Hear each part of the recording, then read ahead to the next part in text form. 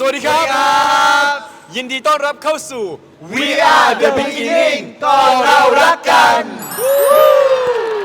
วันนี้นะครับเราจะพาทุกคนไปรู้จักกับนักแสดงของเรื่องนี้กันครับผม พร้อมกับมีเบื้องหลังสุดเอกลุศิมาให้รับชมกันด้วยครับ พูดคุยแล้วก็เมาส์มอยเล่าความสนุกสนานภายในกอง แล้วก็ยังมีเบื้องหลังการทำเพลงประกอบซีรีส์มาให้ดูอีกด้วยครับผม ถ้าพร้อมแล้ว ไปดูกันเล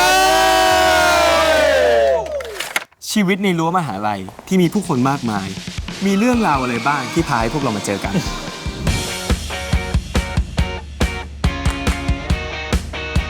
เรื่อง VR คือเรารักกันนะครับจริงๆเป็นเรื่องแบบเกี่ยวกับบรรยากาศของมวลเพื่อนในมหาลัยทุกคนจะได้เห็นความเป็นเฟรนด์ชิพที่อยู่ในมหาลัยการใช้ชีวิตใดๆอะไรเงี้ยครับตั้งต้นมาจากเราอะรู้จักนิยายเรื่องนี้มาอยู่แล้วมันเป็นนิยายที่เอาจริงๆขึ้นหิ้งในสมัยแบบยุควายนิยายวายบุกเบิกเรารู้สึกว่าเนื้อเรื่องมันน่าสนใจก็เลยเอามาเสนอกับพิธาจริงๆมันมีทั้งหมด4เล่มคือ4เล่มเรามาสรุปให้จบเป็นแบบ16 ตอนเพื่อให้มันกระชับและสนุกครับแก่นของซีรีส์เรื่องนี้คือซีรีส์ที่เกี่ยวกับมิตรภาพผมว่านี่คือสิ่งที่สำคัญมากๆของคนในวัยอย่างพวกเราแล้วก็วัยของตัวละครที่เป็นนักศึกษามหาลัยปี 1 และปี 2 ครับพวกเราบางคนอาจจะเรียนจบกันแล้วอาจจะคิดถึงแบบว่ารักไวใสในมหาวิทยาลัยซึ่งผมรู้สึกว่าซีรีส์เรื่อง VR คือเรารักกันเนี่ยมันค่อนข้างครบทั้งเรื่องของมิตรภาพครอบครัวและเรื่องความรักครับใช่เพราะว่าคำว่า VR บ่งบอกถึงมิตรภาพและคำว่าเรารักกัน yes sir ก็เป็นแก่นของความรักครับหลายๆคนก็เคยผ่านชีวิตมหาลัยมาเนาะก็ ก็ คิดว่าแต่ละคนเนี่ยก็จะมีประสบการณ์ความรักในรูปแบบที่แตกต่างกันมีทั้งความสัมพันธ์แบบเพื่อนความสัมพันธ์แบบคู่รักความสัมพันธ์แบบกัดกันความสัมพันธ์แบบพี่รหัสกับน้องรหัสใน 16 ตอนนี้มันมีทั้งหมด4 คู่ซึ่งแต่ละคู่คือสนุกสนานมากแล้วก็แต่ละคู่มีมุมมองมีเรื่องเล่าที่แตกต่างกันเป็นเรื่องที่แบบทุกคนดูแล้วจะต้องรู้สึกว่าฉันอยากกลับไปเรียนจังเลยผมชื่อพีมครับ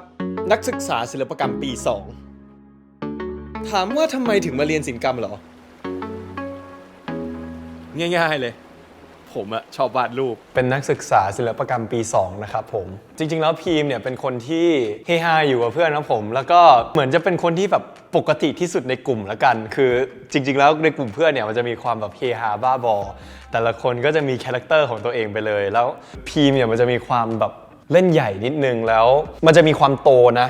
แต่มันจะไม่ค่อยมีประสบการณ์พีมก็จะมีความเหมือนภูวินอยู่บ้างในความที่แบบว่าเวลาขี้เล่นหรือเวลาที่แบบว่าอยากจะกวนคือมันจะมีความคล้ายกันในตรงนี้แต่ว่าถ้าพูดถึงเรื่องการวางตัวในชีวิตประจำวันผมรู้สึกว่ามันไม่เหมือนกันพีมเป็นคาแรคเตอร์ที่เป็นเด็กศิลปกรรมที่แบบว่าก็เป็นคนใช้ชีวิตปกติเป็นคนแบบโก๊กกวนๆกับแก๊งเพื่อนเป็นคนแบบขี้เล่นสนุกสนานพอมาเจอเราเท่านั้นแหละก็เหมือนกับก็เป็นเรื่องเลย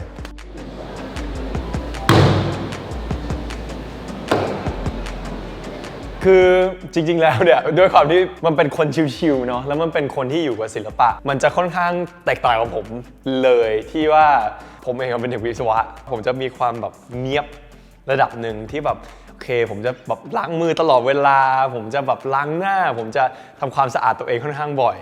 แต่ว่าพอมันเป็นพีมเนี่ยแล้วมันเล่นเป็นเด็กศิลปะโอเคมันไม่ใช่ไม่สะอาดนะแต่ด้วยความที่มันทำงานกับสิ่งที่เป็นสีทำงานกับพวกงานอาร์ตเนี่ยมันเลยต้องแบบมืออาจจะต้องเปิดตลอดเวลาหน้าอาจจะมีเปิดบ้างเสื้อผ้าเปิดบ้างซึ่งผมก็จะไม่ชินแล้วผมก็จะรู้สึกว่าทุกครั้งที่มันเป็นอย่างนี้ผมจะต้องแบบพยายามแบบไปล้างมือตลอดเวลาคือพีมเนี่ยมันจะเป็นคนที่แต่งตัวสบายๆชิลๆครับผมเลยชอบการแต่งตัวของพีมมากแล้วด้วยความที่มันเป็นเด็กศิลปกรรมเนี่ยแน่นอนแบบเรื่องสีเรื่องอะไรเนี่ยมันจะเป็นคาแรคเตอร์ที่แบบค่อนข้างจับเสื้อผ้าออกมาได้สวยแล้วผมรู้สึกว่าเสื้อผ้าหลายๆชิ้นเนี่ยมันน้อยแต่มันมากครับผมเป็นเรื่องแรกที่ผมใส่รองเท้าแตะเกือบทุกซีนเกือบตอนแล้วผมรู้สึกว่ามันสบายใจมากเพราะว่าอยู่บ้านเราก็ใส่รองเท้าแตะสบายเก็บบอลให้หน่อยดิมึงยืนบื้ออะไรอยู่วะบอกให้เก็บบอลให้หน่อยไงเป็นรายการในภูมิทีมสำหรับภูมิก็เรียนอยู่วิศวกรรมศาสตร์ครับผมอยู่ปี 2 ครับภูมิก็จะเป็นคาแรคเตอร์ที่มีความค่อนข้างขี้เก๊กนิดนึงจะมีความแบบคือเป็นคนมาดนิ่งหล่อๆคูลๆอะไรอย่างนี้แต่ว่าถ้าเกิดโมเมนต์ที่อยู่กับครอบครัวอยู่กับพี่ชายก็จะเป็นแบบเหมือนเบบีในคาแรคเตอร์ของภูมิเนี่ยจะเป็นลูกคนหนูเป็นลูกคนเล็กด้วยแล้วก็รวยมากๆครับคือถ้าเกิดเหมือนก็คืออย่างแรกเลยคือในวิศวะเหมือนกัน เรื่องคาแรคเตอร์หรือเรื่องรูปลักษณ์ภายนอกเนี่ยจะมีความที่ค่อนข้างคล้ายกันหลังจากที่ผมได้อ่านนิยายศึกษานิยายมาบ้างนะในเรื่องของแบบว่าคาแรคเตอร์ของตัวละครแต่ว่าเราอาจจะไม่ได้แบบว่าขี้เก๊กเหมือนตัวละครแบบ 100% แต่เราก็สามารถหยิบมาแบบผสมกันได้แต่ว่าตอนที่แบบอยู่กับที่บ้านก็คือรู้สึกว่าก็มีความแบบค่อนข้างคล้ายกันเลยเพราะว่าส่วนตัวเราเป็นคนที่ชอบสะสมพวกของเล่นอยู่แล้วแต่ถึงอาจจะไม่ได้ถึงขั้นแบบตุ๊กตาแต่เราก็จะมีมุมเด็กที่เราเป็นคนชอบสะสมพวกโมเดลของเล่นอะไรอย่างนี้ครับ คาแรคเตอร์ภูมิในเรื่องในมุมมองผมเนี่ยภูมิเป็นคาแรคเตอร์ที่ด้วยรูปลักษณ์ภายนอกเขาอาจจะดูเก่งเขาอาจจะดูแบบคูลๆแต่ว่าจริงๆแล้วเนี่ยข้างในเนี่ยเขาเป็นเด็กเล็กครับแบบชอบตุ๊กตาไปงอแงกับพี่ไปงอแงกับพ่อแม่เขาก็จะพยายามแบบทำตัวให้แข็งแกร่งต่อหน้าคนอื่นที่เขาไม่ได้สนิทหรือไม่ได้รู้จักผมรู้สึกว่ามันเป็นคาแรคเตอร์ที่น่าเอ็นดูครับและสำหรับทีมที่เจอเขาครั้งแรกเนี่ยก็จะมีความงงว่าแล้วสรุปคือแบบต้องการอะไรจากกันแน่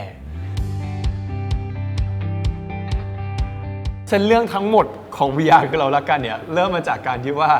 ตัวพีมเนี่ยกำลังจะส่งงานเข้าแกลเลอรี่ซึ่งแกลเลอรี่เนี่ยก็คือจะเป็นเหมือนงาน exhibition ประจำปีของ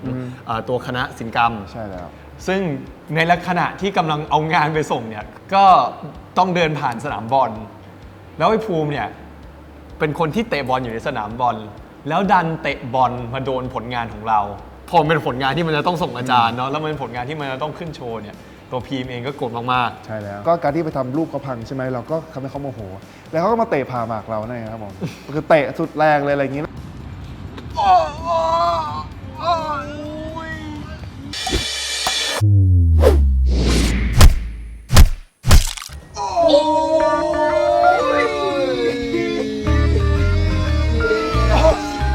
ปัญหาระหว่าง2ตัวละครนี้มันเริ่มจากแค่นี้เนี่ยแหละงานของพีมพังและพีมก็เลยไปซัดภูมิซะเลยนะครับผมก็เพิ่งเปิดซีนแรกก็คือโดนซัดเต็มเป้าเลยครับเข้าด้วยกันซีนแรกก็ทะเลาะกันเลยฮะก็นั่นแหละครับทุกคนฝากด้วยนะครับหลังจากโดนเตะเสร็จแล้วก็เหมือนกับไปหาหมอได้ราคารักษาพยาบาลมาแล้วประมาณ 200,000 เนาะแล้วก็มาบอกเขาว่าเนี่ย 200,000 ชดใช้มาซะนี่ก็ไม่มีจ่ายไงเราก็บอกว่าถ้าเกิดไม่ชดใช้มันก็มาเป็นเบกูซึ่งเราก็เป็นแค่เพียงนักศึกษาธรรมดาเราไม่มีเงิน 200,000 มาจ่ายหรอกบ้าแล้วผมไปรักษาแค่200,000มึงกูเตะแค่นี้เองนะจุดเริ่มต้นมันคือไม่กินเส้นกันเลยแต่ว่าตัวพิมพ์คือทำอะไรไม่ได้ขัดขืนไม่ได้เลยต้องยอมเป็นเบเขาพอระหว่างที่แบบเป็นเบก็จะเจอฟีลแบบว่าโดนทำนู่นทำนี่แล้วมันจะเกิดแบบความป่วนๆของคู่นี้ที่จะแบบยังไงต้องแอบด้วยเพราะว่าไม่ให้ใครรู้ว่าเราเป็นเบเขาอะไรเงี้ยก็จะเป็นฟีลนี้ของปอนภูวินเอาจริงแล้วผมชอบนะเพราะว่ามันทะเลาะกันแล้วรู้สึกว่าคือถ้าเกิดเทียบกับตอนเพื่อนนายเนี่ยมันเขาแบบมาคุมเราอย่างเงี้ยแต่เรื่องนี้เหมือนเราแบบเราอยู่เหนือทุกอย่างเราคุมเขาเราก็แบบทำความสะอาดบ้านให้หน่อยดิเนี่ยอยากกินอันเนี้ยไปซื้อให้หน่อยไม่ชอบไปเปลี่ยนอะไรอย่างเงี้ยแล้วเหมือนเราสั่งเขาได้ทุกอย่างก็เข้าใจแล้วว่าเขารู้สึกไงตอนนั้นตอนที่เล่นช่วยนายด้วยกันแต่ก็ถือว่าสลับกันเนาะสลับกันบ้างนะครับผมทีมบอกให้เขาด้วยแล้วก็โยนมาให้เขานิดนึงนี่ก็เป็นเรื่องที่3ที่เล่นกับภูวินนะครับผมก็รู้จักกันมา4 ปีเอาจริงๆแล้วก็รู้สึกสบายใจครับอย่างที่บอกเพราะว่าเวลาที่เราเข้าซีนหรือเวลาที่เราแบบว่าต่อบทด้วยกันเนี่ยคือไม่ใช่เรื่องยากเหมือนตอนแรกๆที่แบบเราเพิ่งเจอกันอย่างตอนเราเพิ่งเจอกันแรกๆเนี่ยมันต้องมีความแบบเตรียมเรื่องเวิร์กช็อปซ้อมบทต่อบทต้องแบบว่าคอยแบบนัดกันว่าต้องเป็นอย่างนี้นะแต่เหมือนกับตอนนี้เราไม่ต้องนัดอะไรกันเลยมันก็ว่าพอแอคชั่นปุ๊บเราสามารถเล่นได้โฟล์เลยหลบตามองตามองหลบตาหลบตาอย่าหลบบ้างพอมาร่วมงานกันครั้งนี้รู้สึกตื่นเต้นครับเพราะว่าเราได้กลับมา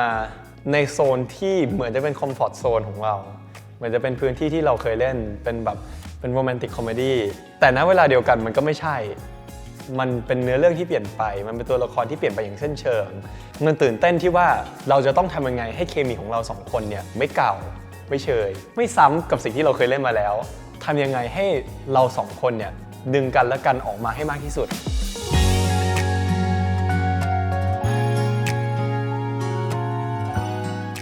สบายมากยังไงสิเนี่ยแบบเพิ่มพูน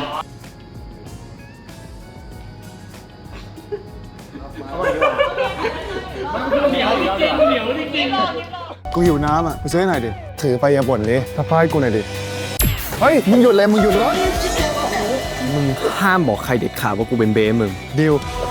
แค่เพียง